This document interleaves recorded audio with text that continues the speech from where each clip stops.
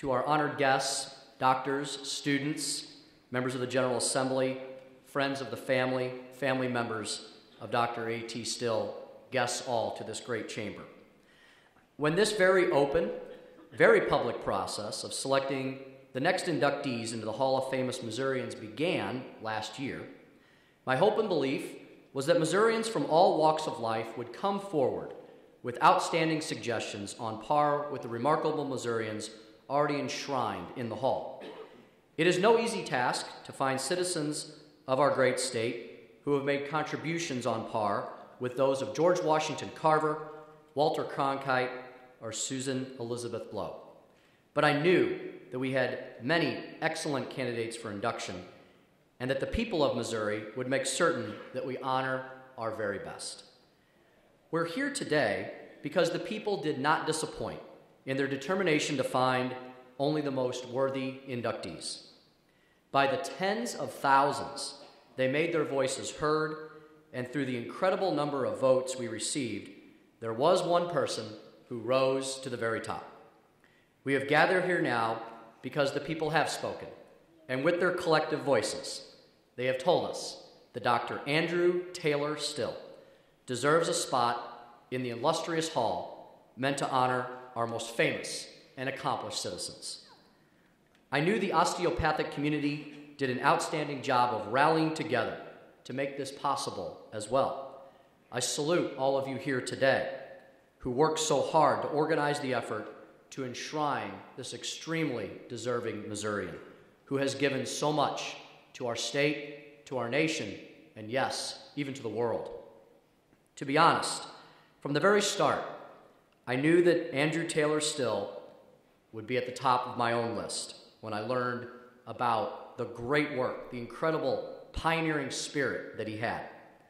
My immense respect for this man who pioneered osteopathic medicine was born from the talks I had with folks in and around the Kirksville area and with osteopathic physicians in all parts of the state. The product of those discussions was that it became obvious to me that Dr. Still is someone who in every way embodies and belongs in the Hall of Famous Missourians. We look at the members already enshrined and we see politicians, scientists, artists, and entertainers.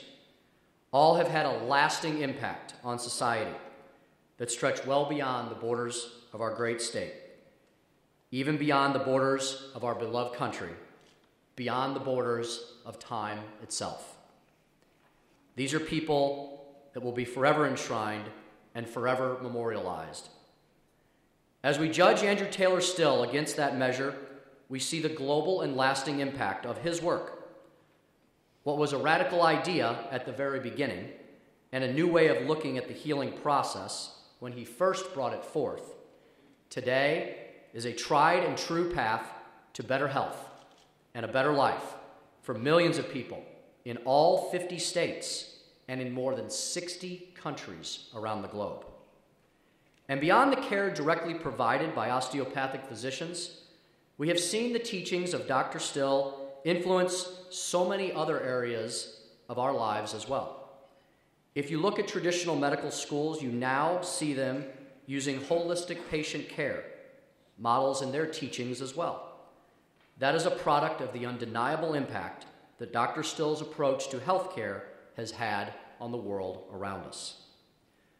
Today, we are thankful for the many contributions he has made to all humankind and overjoyed to have the opportunity to enshrine him in our own Hall of Famous Missourians, where in the years to come, visitors from, yes, around the world who do come here to see this beautiful capital will stroll through its halls and pause to admire this singular bust.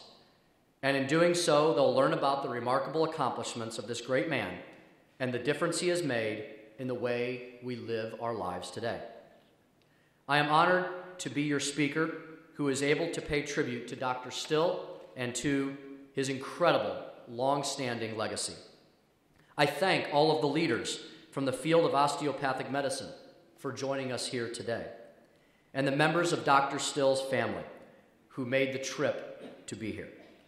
Let me also thank our sculptor, Brandon Crandall, who has exceeded all of our expectations with this amazing piece of art that he has produced that will stand in this Capitol, in this place, for time immemorial.